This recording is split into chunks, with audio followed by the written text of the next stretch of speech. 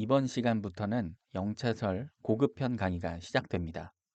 오늘은 영어의 명사에서 핵심 명사를 맨 앞에 두고 긴 명사를 만드는 관계사 중에서 소유격 관계대명사를 공부해 봅시다.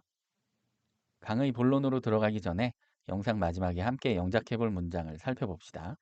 한국어 문장 속에 들어있는 이야기를 잘 이해하신 뒤 스스로 미리 영작해 보시고요. 뒤에서 비교해 보세요. 관계사로 만든 긴 명사는 어떤 문장에 들어있는 이야기를 그 문장 속 한 명사에 넣어서 만든 문장의 내용을 가지고 있는 긴 명사입니다. 한국어나 영어 모두 동일한 원리로 이런 긴 명사를 만들 수 있는데요. 예를 들면 한국어 한 학생이 교실에서 피자를 먹고 있었다는 이 문장의 이야기를 한 학생이라는 명사에 넣을 수 있습니다. 방법은 이 명사를 맨 뒤에 놓고 문장의 나머지 전체를 그대로 명사 앞에 놓으면 됩니다. 그러면 교실에서 피자를 먹고 있었던 학생이라는 명사가 완성됩니다. 핵심 명사는 학생이죠. 영어에도 같은 원리가 적용됩니다. A student was eating pizza in a classroom. 이 문장의 이야기를 a student라는 명사에 넣을 수 있습니다. 방법은 이 명사를 맨 앞에 놓고, 영어는 맨 앞이에요. 문장의 나머지 전체를 그대로 명사 뒤에 놓으면 됩니다. 그런데 이렇게 되면 이 긴 명사와 아래의 문장이 아무런 차이가 없게 되니까 이 사이에 who를 넣게 됩니다. 핵심 명사는 맨 앞에 있는 a student입니다. 이 긴 명사에서 핵심 명사를 선행사라고도 하고요. 선행사 바로 뒤의 who가 관계대명사죠. 이 선행사와 관계대명사는 의미상 동일합니다. 즉, a student가 who입니다. 선행사와 관계사가 같다는 이 개념은 모든 관계사에 적용되는 핵심 내용이니까 꼭 잘 이해하고 있어야 합니다. 자, 여기까지는 지난 관계사 강의에서 배웠던 내용이죠. 이제 본격적으로 소유격 관계대명사를 알아봅시다. 일단 아래에 이 긴 명사를 동일하게 써놓고 시작하겠습니다. 자, 교실에서 피자를 먹고 있던 대상이 사실 학생이 아니라 학생의 반려견이었다면 whose dog라고 하면 됩니다. who가 학생이니까 whose dog라고 하면 학생의 개. 어렵지 않죠? 그런데 이때 이 who 아포스트로피 s를 다른 단어로 바꿔줘야 됩니다. 바로 whose. who 아포스트로피 s와 발음도 똑같고 의미도 똑같은데 철자만 다른 who의 소유격입니다. 이 두 긴 명사를 비교해 봅시다. 위의 예는 관계대명사가 선행사 전체를 그대로 대신합니다.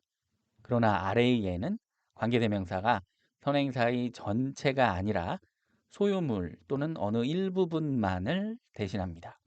이런 관계대명사를 소유격 관계대명사라고 합니다. 원리는 간단합니다. 그리고 소유격 관계대명사의 뒷부분을 보면 주어만 빠져 있는 문장의 형태인데요. 이때 의미상 이 빠진 주어가 a student인가요? 아니죠. 학생의 소유물 또는 일부인 개입니다. 이렇게 소유격 관계대명사가 가리키는 대상이 뒷부분의 주어가 된다는 것도 잘 이해하고 있읍시다. 자, 그래서 이 두 긴 명사는 한국어로 어떻게 해석하면 좋을까요? 일단 이 두 명사는 모두 맨 앞의 선행사 a student를 핵심 명사로 하는 긴 명사입니다. 의미를 기계적으로 직역해보면 위의 긴 명사, 핵심 명사 a student, 학생, who, 그 학생이 was eating pizza in a classroom, 교실에서 피자를 먹고 있었던 이렇게 하나의 긴 명사이고요.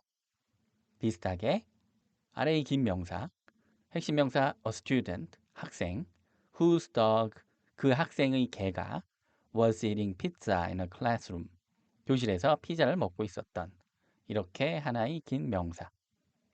별로 어렵지 않죠?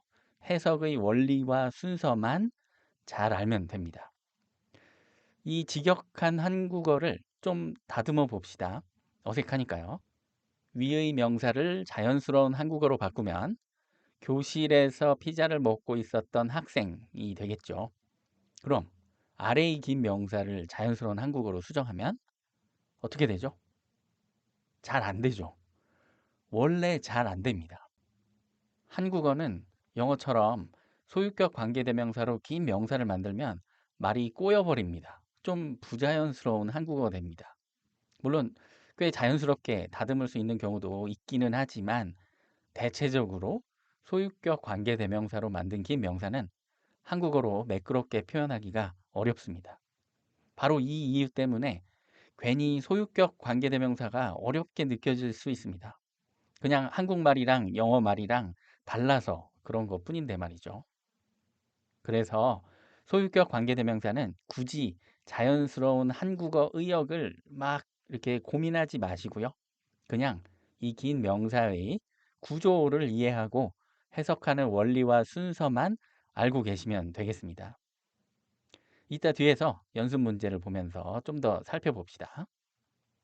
다음으로 소유격 관계대명사의 다른 형태를 알아보겠습니다. 여기에 my room이 있습니다. 이 방의 등을 the light라고 한다면 내 방의 등, 내 방이 소유한, 내 방의 일부인 이 등은 아포스트로피 s를 써서 my room's light입니다. 그리고 지난 42강 더 명사 of 명사 강의에서 설명한 것처럼 the light of my room이라고도 할 수 있습니다. 이거랑 비슷하게 앞에서 봤던 whose dog도 the dog of who라고 할 수 있겠습니다. 단 전치사 of 뒤에 who는 whom으로 바꿔줘야 되겠죠. 그래서 a student, the dog of whom was eating pizza in a classroom 도 가능합니다. 또한 이 the dog of whom은요, of whom the dog로 서로 위치를 바꿀 수도 있습니다. 이 형태의 해석은 한국어 어순과 동일하게 학생의 개로 이해하시면 됩니다. A student of whom the dog was eating pizza in a classroom. 이 세 가지 모양이 소유격 관계대명사의 여러 가지 형태입니다. 형태가 다르더라도 who는 언제나 핵심 명사이자 선행사인 명사를 가리킨다는 것을 잘 알아둡시다. 이제는 소유격 관계대명사로 만든 긴 명사의 다양한 예를 만나봅시다. A woman who 이 여성이가 아니라 whose brother 이 여성의 남동생이 형태는 이렇게 바꿔야 되고요. works in your company 너네 회사에 다니는 또는 형태를 바꿔서 a woman, a brother of whom works in your company 도 좋습니다. 이 전체가 하나의 긴 명사예요. a woman이 핵심 명사고요. 한국어로 굳이 해석을 해보자면 이 여성의 남동생이 너네 회사에 다니는 여성입니다. 역시 한국어로는 좀 부자연스러운데요. 만일 이 명사가 어떤 문장 속에 들어있다면 나름 한국어로도 자연스럽게 해석하는 방법이 있습니다. 가령 Yesterday I met a woman, a brother of whom works in your company. 어제 나는 이 여성의 남동생이 너네 회사에 다니는 여성을 만났다.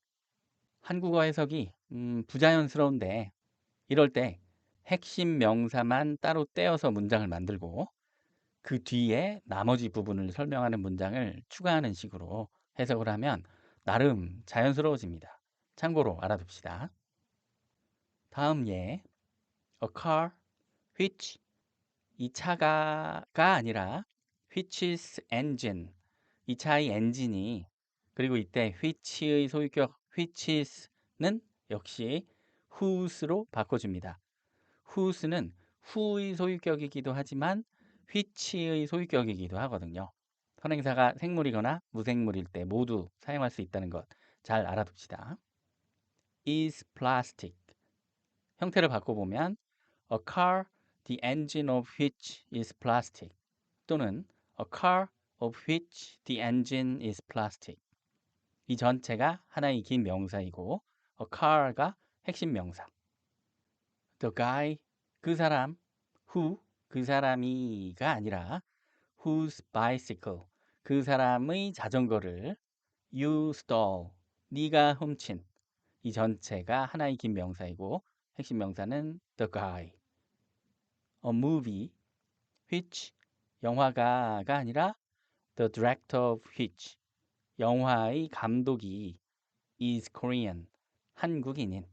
이 전체가 하나의 긴 명사이고 a movie가 핵심 명사. These houses, which, 이 집들이가 아니라 all of which, 이 집들 중 모두는 are very expensive. 이 전체가 하나의 명사이고 these houses가 핵심 명사. The author, 그 작가, who, 그 작가를이 아니라 whose books, 그 작가의 책을. 여기에 추가로 all을 더하면 그 작가의 모든 책을. 또는 all of whose books, 그 작가의 책 중 모두를 이라고 해도 의미는 동일하겠죠.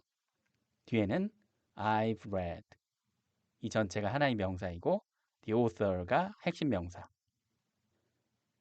자, 이제는 이 긴 명사들을 넣어서 예문을 만들어 보겠습니다. Yesterday, I met a woman, a brother of whom works in your company. 앞에서 만들어 봤던 문장이죠. 해석을 자연스럽게 하려면 핵심 명사만 따로 떼서 문장을 하나 만들고 그 뒤에 나머지 부분을 설명하는 문장을 추가하면 된다고 했습니다. 어제 나는 한 여성을 만났다. 그 여성의 남동생은 너네 회사에 다닌다. He bought a car of which the engine is plastic. 그는 차를 샀다. 그 차의 엔진은 플라스틱이다. The guy whose bicycle you stole is a police officer. 그 사람은 경찰관이다. 그 사람의 자전거를 네가 훔친 거다. Parasite is a movie, the director of which is Korean. 기생충은 영화이다. 그 영화의 감독은 한국인이다. These houses, all of which are very expensive, are going to be demolished. 이 집들은 철거될 예정이다. 이 집들 전부는 매우 비싸다. The author, all of whose books I've read, used to be a businessman. 그 작가는 사업가였다. 그 작가의 책 모두를 나는 읽었다. 보시는 것처럼 소유격 관계대명사가 들어있는 문장은 기본적으로 구조가 좀 복잡하죠. 그래서 사실 영어로도 소유격 관계대명사를 사용하는 경우는 아주 많지는 않은 것 같아요. 실제로는 이 영어 예문들도 한국어처럼 두 개의 문장으로 나눠서 표현을 하거나 아니면 더 간단 명료한 구조를 더 선호할 것 같습니다. 가령 다음과 같은 문장으로도 이 예문들의 의미를 얼마든지 전달할 수 있거든요. Yesterday, I met a woman. Her brother works in your company. He bought a car with a plastic engine. 또는 He bought a car which has a plastic engine. The bicycle that you stole is his. He is a police officer. Parasite is a movie made by a Korean director. These houses are very expensive, but they are going to be demolished. The author used to be a businessman. I've read all his books. 참고로 소유격 관계대명사는 문장 내에서 추가 정보를 삽입하는 용도로는 자주 사용이 되는데요. 이 추가 정보에 관한 내용은 조만간에 100번째 강의에서 다루도록 하겠습니다.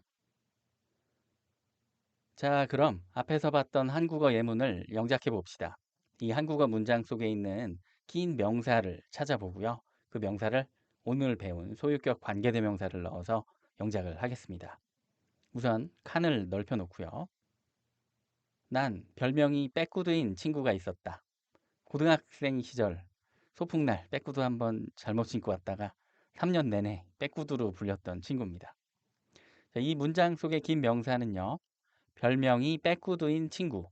핵심 명사는 친구죠. 우선 핵심 명사만 떼어서 문장을 만들면 난 친구가 있었다. 그리고 나머지 부분을 설명하는 문장을 또 만들면 그 친구의 별명은 빼꾸두였다. 이제 소유격 관계대명사를 넣어서 이 두 한국어 문장을 하나로 영작하면 I had a friend. 친구의 별명을 소유격 관계대명사로 whose nickname. 나머지 was 빼꾸두. 이렇게가 긴 명사죠. 여기 소유격 관계대명사를 다른 형태로 바꿔볼까요? I had a friend of whom the nickname was 빼꾸두. 또는 I had a friend, the nickname of whom was 빼꾸두. 나는 천장이 매우 높은 집에서 살고 싶다. 이 문장 속 긴 명사는 천장이 매우 높은 집. 핵심 명사는 집. 핵심 명사만 따로 떼서 문장을 만들면 나는 집에서 살고 싶다. 그리고 나머지 문장은 집의 천장이 매우 높다. 영작하면 I want to live in a house. 그리고 이 집의 천장을 소유격 관계대명사로 the ceiling of which. 나머지 is very high. 여기까지가 긴 명사입니다. I want to live in a house, the ceiling of which is very high. 소유격 관계대명사를 다른 형태로 바꿔보면 I want to live in a house whose ceiling is very high. 정삼각형은 모든 변의 길이가 동일한 삼각형이다. 긴 명사는 모든 변의 길이가 동일한 삼각형. 핵심 명사는 삼각형. 핵심 명사만 따로 떼어서 문장을 만들면 정삼각형은 삼각형이다. 그리고 나머지 삼각형의 모든 변이 길이가 동일하다. 영작하면 정삼각형은 영어로 a regular triangle이고요. 이게 is a triangle. 그리고 삼각형의 변을 소유격 관계대명사로 whose size. 그런데 삼각형의 모든 변이니까 whose all size 또는 all of whose size. 이게 동일하다. are equal. 길이에 있어서 in length. 여기가 긴 명사 전체. A regular triangle is a triangle, all of whose sides are equal in length. 시험에 떨어진 사람이 한 명도 없었던 그 소녀들은 결국 변호사가 되었다.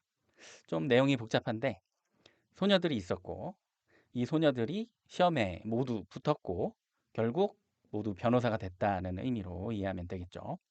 긴 명사는 시험에 떨어진 이가 한 명도 없었던 그 소녀들. 핵심 명사는 그 소녀들. 핵심 명사만 떼서 문장을 만들면 그 소녀들은 결국 변호사가 되었다. 그리고 나머지 부분은 그 소녀들은 시험에 떨어진 사람이 한 명도 없었다.